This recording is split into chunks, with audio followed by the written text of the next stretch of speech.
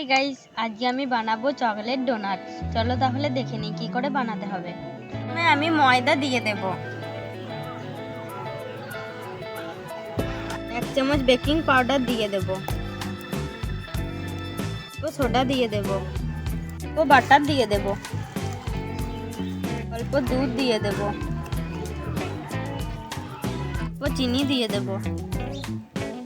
ময়দাটা আমার মাখানো হয়ে গেছে, এটাকে আমি কিছুক্ষণ ঢাকা দিয়ে রেখে দেব। ময়দাটাকে আমি এবারে বেলে নেব।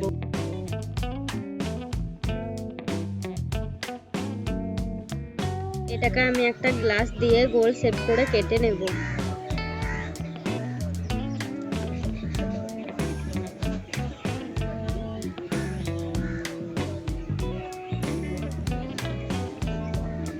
এই শেপগুলো আমি দিয়ে নিয়েছি, এবার এগুলোকে ভেজে নেব।